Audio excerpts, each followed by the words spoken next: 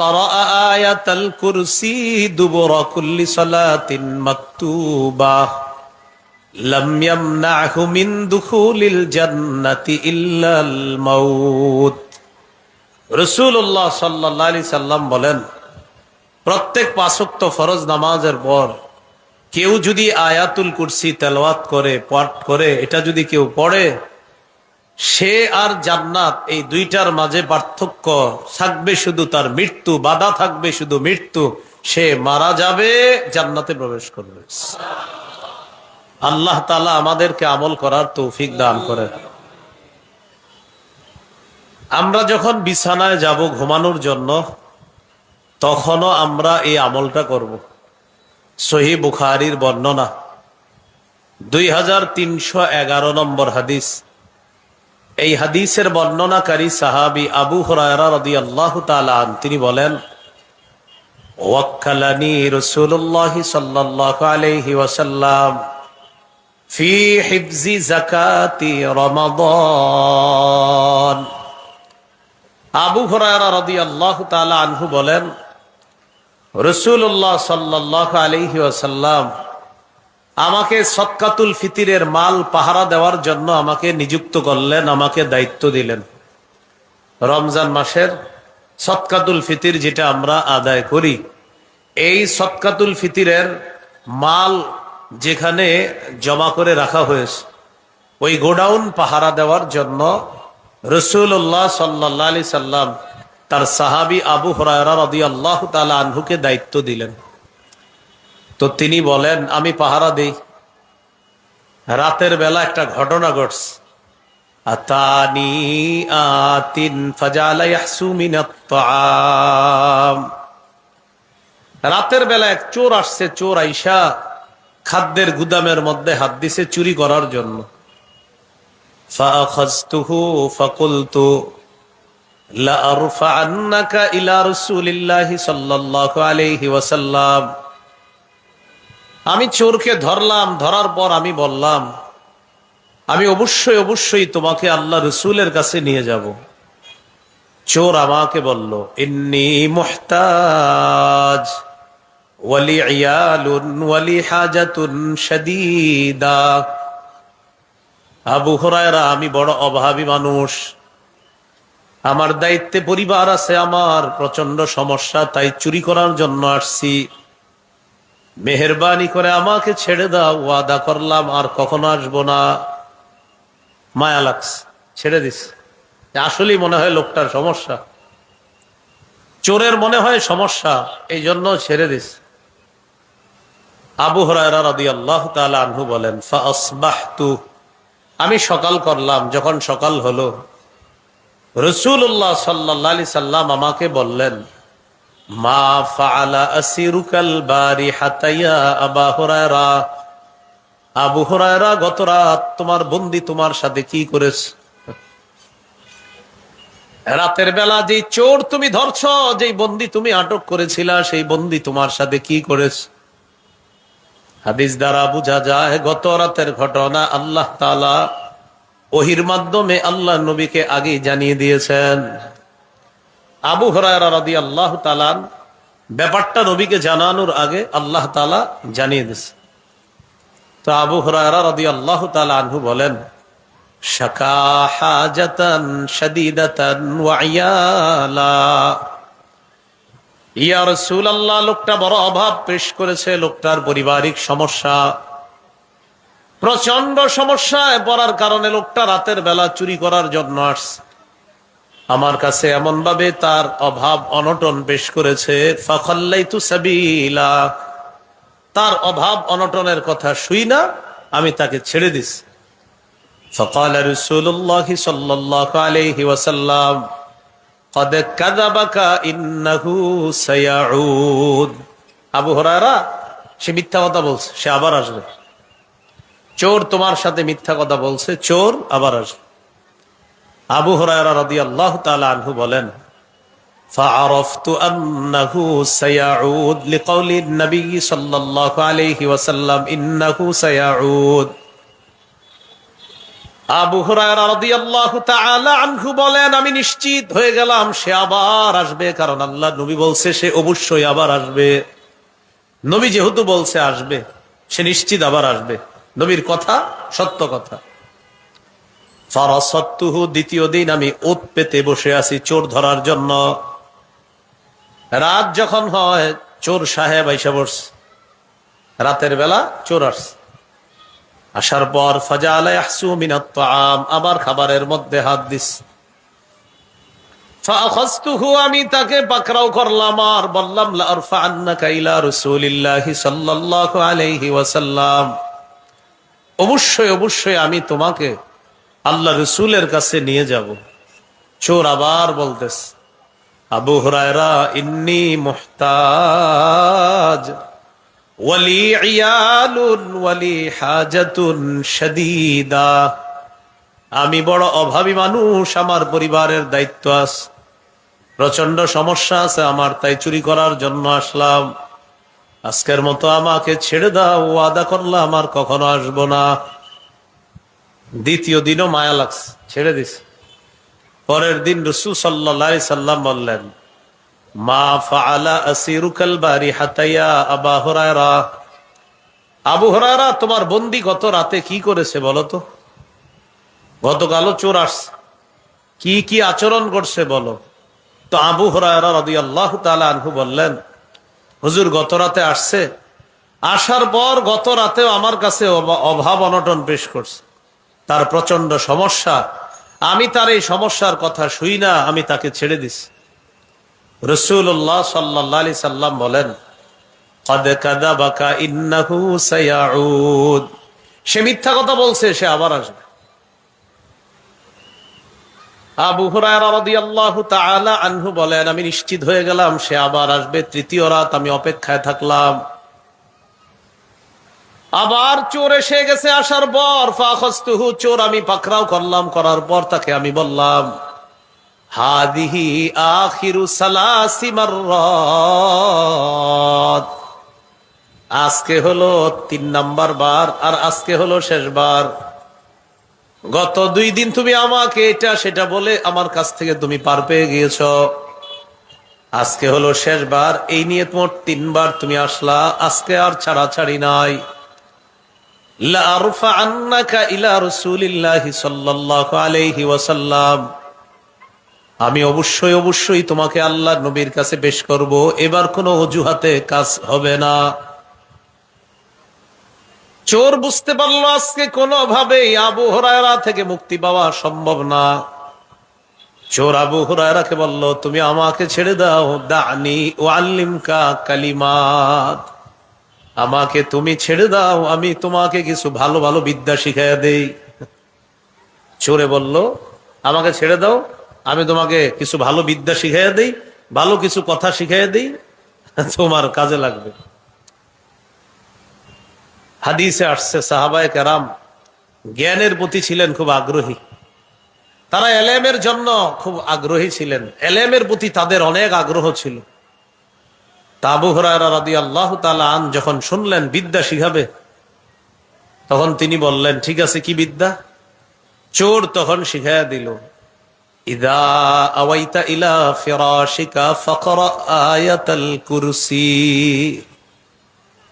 তুমি যখন বিছানার মধ্যে যাইবা তখন আয়াতুল কুরসি পড়বা। চোর শিখাইয়া দিস,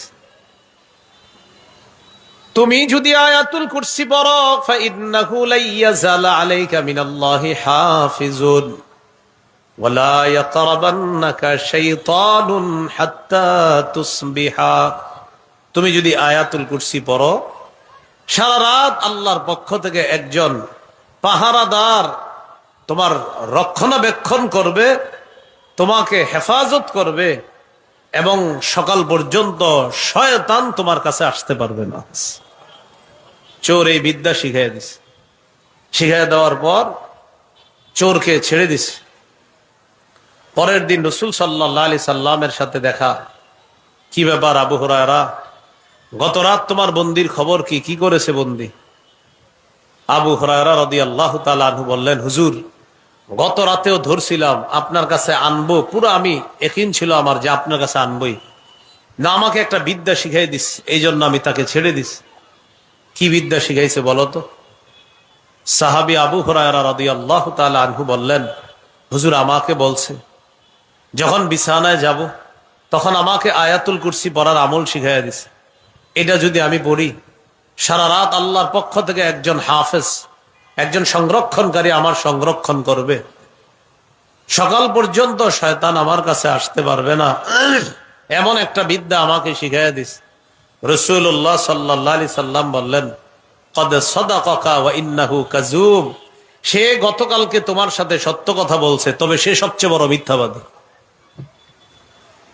গত রাতে যেটা বলছে এটা সত্য কথা, তবে সে সবচেয়ে বড় মিথ্যাবাদী। এটা বলার পর রাসূলুল্লাহ সাল্লাল্লাহু আলাইহি সাল্লাম বলেন, তা'লামু মান তুখাতিবু মুনযু সালাসি লায়াল। আবু হুরায়রা, তুমি কি জানো গত 3 রাত কার সাথে তুমি কথা বলেছ? নবীজি বলেন, যাকা শাইতান, তুমি শয়তানের সাথে গত 3 রাত কথা বলছো। শয়তান চোরের বেশ ধরে তোমার কাছে আসছে 3 রাত। তৃতীয় দিন বুঝতে পারছে তুমি আর ছাড়বা না, তাই তোমাকে বিদ্যা শিখাইয়া দিস। শয়তান হলো সবচাইতে বড় মিথ্যাবাদী, তবে কালকে যেটা বলছে এটা সত্য কথা। এই জন্য আমরা আয়াতুল কুরসির আমল করি না, যদি শয়তান না আসে করলে। শয়তান বিদ্যা শিখিয়ে দিছে, তুমি আয়াতুল কুরসি বললে আমি আসবো না, এই জন্য অনেকে টেনশন করে পড়লে যদি শয়তান না আসে। আর শয়তান না আসলে তো আমি টেলিভিশন দেখতে পারবো না, ঘরে যত গুনাহ আছে এগুলা করা সম্ভব হবে না, এই জন্য কত নাটক সিনেমা দেখতে হয়। তো এখানে শয়তান না আসলে কি হবে? এই টেনশনে আয়াতুল কুরসি পড়ে না, কারণ শয়তানই শিখাই দিছে আয়াতুল কুরসি যদি পড়ো তা আমি তোমার কাছে আসতে পারবো না। এই টেনশনে অনেকে পড়ে না, যদি না আসে। পড়বেননি সবাই? আজকে থেকে খানা ভুলা যায়, কিন্তু আয়াতুল কুরসি ভুলবেন না, বলেন ইনশাআল্লাহ। 5 ওয়াক্ত নামাজের পর আয়াতুল কুরসি, আর বিছানায় যাওয়ার পর আয়াতুল কুরসি আমল আল্লাহ করার তৌফিক দান করেন। আল্লাহ তাআলা বলেন, আল্লাহু লা ইলাহা ইল্লাহু। আল্লাহ বলেন, আল্লাহ লা ইলাহা ইল্লাহু, তিনি ছাড়া কোনো ইলাহ নাই। আমার সাথে একটু বলেন, লা ইলাহা ইল্লাহু। বলেন, তিনি ছাড়া কোনো ইলাহ নাই। এই বাক্যটি তাওহীদের বাক্য।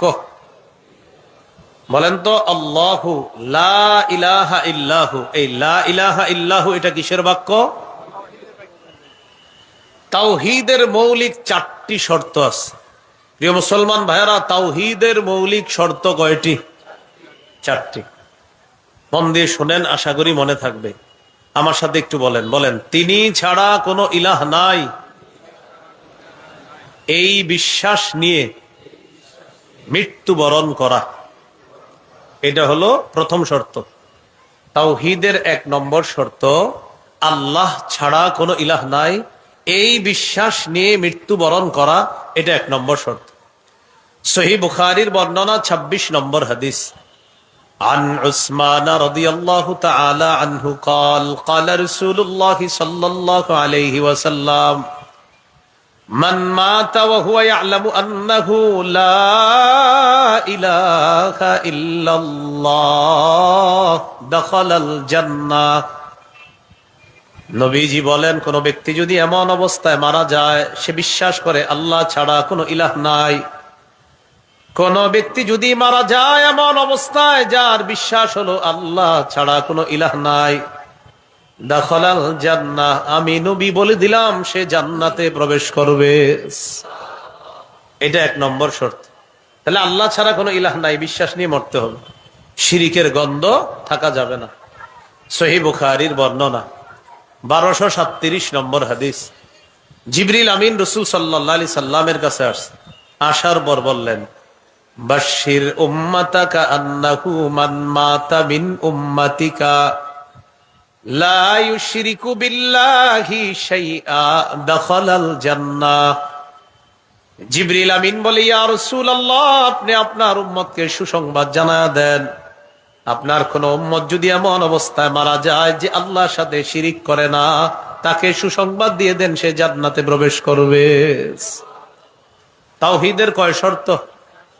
1 নম্বর, আল্লাহ ছাড়া কোনো ইলাহ নাই, এই বিশ্বাস নিয়ে মৃত্যুবরণ করা। 2 নম্বর, বলেন আল্লাহ ছাড়া কোনো ইলাহ নাই, এই কথায় সামান্য সন্দেহ করা যাবে না, এটা দ্বিতীয় শর্ত তাওহীদের।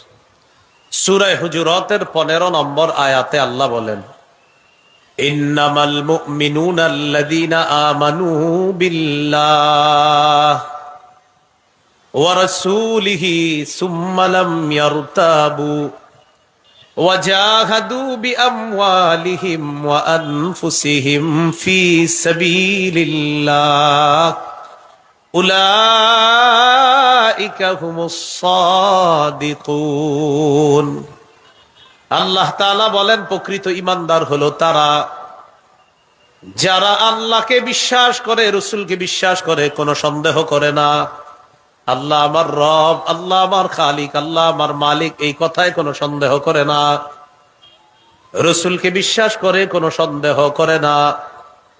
ওয়াজাহাদু বিআমওয়ালিহিম ওয়া আনফুসিহিম ফি সাবিলিল্লাহ, যারা জানমাল দিয়ে আল্লাহর রাস্তায় লড়াই করে, জিহাদ করে, আল্লাহ বলেন উলাইকা হুমুস সাদিকুন, আমি আল্লাহ পবিত্র কোরআনে তাদেরকে খাঁটি সত্যবাদী বলে ঘোষণা করলাম।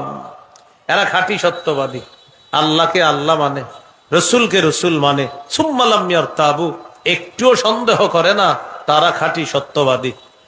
এটা হলো তাওহীদের 2 নম্বর শর্ত। আল্লাহ ছাড়া কোনো ইলাহ নাই, এই কথায় সামান্য সন্দেহ করা যাবে না। তাওহীদের 3 নম্বর শর্ত, এটাও বলেন আমার সাথে, বলেন আল্লাহ ছাড়া কোনো ইলাহ নাই, এই কথা মুখে বলার পাশাপাশি অন্তরে বিশ্বাস করা। আপনি মুখে বলতেছেন আল্লাহ ছাড়া কোনো ইলাহ নাই, এই বলার সময়ও আপনার দিলে থাকতে হবে, হ্যাঁ আসলে আল্লাহ ছাড়া কোনো ইলাহ নাই। আপনি মুখ দিয়ে বলতেছেন আল্লাহ ছাড়া কোনো ইলাহ নাই, দিলেও এটা আছে, হ্যাঁ হ্যাঁ এটা সত্য কথা। আর যদি বিষয়টা এমন হয় আপনি মুখ দিয়ে বলতেছেন আল্লাহ ছাড়া কোনো ইলাহ নাই, কিন্তু অন্তরে অন্য কিছু, তাহলে তাওহীদের 3 নম্বর শর্ত পূরণ হলো না। তাহলে মুখে যা অন্তরে তা। তাওহীদের 3 নম্বর শর্ত, মুখে যা অন্তরেও তা, যে আল্লাহ ছাড়া আসলে কোনো ইলাহ নাই। সূরাতুল ফাতহ 11 নম্বর আয়াতে আল্লাহ বলেন, ইয়াকুলুনা বিআলসিনাতিহিম মা লাইসা ফি কুলুবিহিম, ইয়াকুলুনা তারা বলে, বিআলসিনাতিহিম তাদের মুখ দিয়ে, মা এমন কথা বলে, লাইসা ফি কুলুবিহিম যা তাদের অন্তরের কথা না। তারা তাদের মুখ দিয়ে বলে তা যা তাদের অন্তরের কথা না, এমন কথা তারা মুখ দিয়ে বলে। তাহলে মুখে একটা, অন্তরে আর একটা, এটা হওয়া যাবে না। মুখেও আল্লাহ ছাড়া কোনো ইলাহ নাই, অন্তরেও থাকতে হবে আল্লাহ ছাড়া কোনো ইলাহ নাই। অন্তরে এই বিশ্বাস যদি খাঁটি হয়, এটা যদি সরিষার দানা পরিমাণ হয়, বিভিন্ন অপরাধে যদি জাহান্নামে আপনার সাজা ভোগ করা লাগেও, একদিন আপনি জাহান্নাম থেকে বের হয়ে জান্নাতে প্রবেশ করবেন। সহিহ বুখারীর 44 নম্বর হাদিস, قال رسول الله صلى الله عليه وسلم يخرج من النار من قال لا إله إلا الله وفي قلبه وزن برة من خير وفي قلبه وزن شعيرة من خير وفي قلبه وزن ذرة من خير। রাসূলুল্লাহ সাল্লাল্লাহু আলাইহি সাল্লাম বলেন, কারো কলবে যদি গম পরিমাণ, জব পরিমাণ, সরিষার দানা পরিমাণ ঈমান থাকে, সে একদিন জাহান্নাম থেকে বের হয়ে জান্নাতে প্রবেশ করবে। তাওহীদের 4 নাম্বার শর্ত, বলেন সব কিছুর চাইতে আল্লাহ তাআলাকে বেশি ভালোবাসা। সব কিছুর চাইতে কাকে বেশি ভালোবাসা? সহিহ বুখারীর 16 নম্বর হাদিস, قال رسول الله صلى الله عليه وسلم ثلاث من كن فيه وجد حلاوة الإيمان নবীজি বলেন তিনটি গুণ যদি কারো মধ্যে থাকে অন্তরের মধ্যে সে ঈমানের স্বাদ গ্রহণ করতে পারবে। এক নম্বর, আইয়াকুন আল্লাহু ওয়া রাসূলুহু আহাব্বা ইলাইহি মিম্মা সিওয়াহুমা। আল্লাহ আল্লাহ রসুল ছাড়া যা আছে সবকিছুর চাইতে আল্লাহকে আর তার রসুলকে বেশি ভালোবাসা। দুই নম্বর গুণ, ওয়া আইয়ুহিব্বাল মারআ লা ইউহিব্বুহু ইল্লা লিল্লাহ। কোন মুসলমানকে শুধু আল্লাহর জন্য ভালোবাসা, কোন স্বার্থের কারণে ভালো না বাসা। তিন নম্বর, ওয়া আইয়াকরাহা আইয়াউদা ফিল কুফরি কামা ইয়াকরাহু আইয়ুকযাফা ফিন নার। আগুনে পুড়ে যাওয়া যেমন অপছন্দ করে, কুফরিতে যাওয়াটাও সে তেমন অপছন্দ করে। আপনাকে 10 কোটি টাকা অফার করা হলো, তুমি আগুনে পুড়ে মারা যাও, তোমাকে 10 কোটি টাকা দেওয়া হবে। আপনি বললেন, ধর্মিয়া আগুনে পুড়ে মারা গেলে 10 কোটি টাকা দিয়ে আমি করবো কি? আপনাকে অফার করা হলো 10 কোটি টাকা দেওয়া হবে তোমাকে, তুমি কুফরি করো, নাউজুবিল্লাহ পড়েন। আপনার জবাব হতে হবে, 10 কোটি টাকা দিলে যেমন আমি আগুনে পুড়তে আমি রাজি না, 10 কোটি টাকা দিয়ে আমি কুফরি করতেও রাজি না, কারণ দুনিয়ার আগুনে পুড়তে রাজি না, আর কুফরি করে জাহান্নামের আগুনে পুড়তেও রাজি না। এই হলো আপনার অপছন্দ করতে হবে, যে আমি আগুনে পুড়ে যাওয়া এটা অপছন্দ আমার, তাই কুফরি করা এটাও আমার তেমন অপছন্দ যেমন আগুনে পুড়ে যাওয়া আমার অপছন্দ। এই 3 গুণ যদি কারো মধ্যে থাকে, রাসূলুল্লাহ সাল্লাল্লাহু আলাইহি সাল্লাম বলেন, ওয়াজাদা হালাওয়াতাল ঈমান, সে ঈমানের মিষ্টতা, ঈমানের স্বাদ আস্বাদন করতে পারবে। কয় গুণ? কয় গুণ? 3 গুণ। এর মধ্যে 1 নাম্বার, আল্লাহ আল্লাহ রাসূলকে বেশি ভালোবাসা। তাওহীদের শর্ত কয়টা? আমি আস্তে ধীরে বলি, আপনারা খালি মন দিয়ে শোনেন। 1 নম্বর, আল্লাহ ছাড়া কোনো ইলাহ নাই, এই বিশ্বাস নিয়ে মৃত্যুবরণ করা। 2 নম্বর, আল্লাহ ছাড়া কোনো ইলাহ নাই, এই কথায় সামান্য সন্দেহ করা যাবে না। 3 নম্বর, আল্লাহ ছাড়া কোনো ইলাহ নাই মুখে বলার পাশাপাশি অন্তরেও বিশ্বাস করা। মুখে একটা, অন্তর আর একটা, তাওহীদের শর্ত পূরণ হবে না। 4 নাম্বার,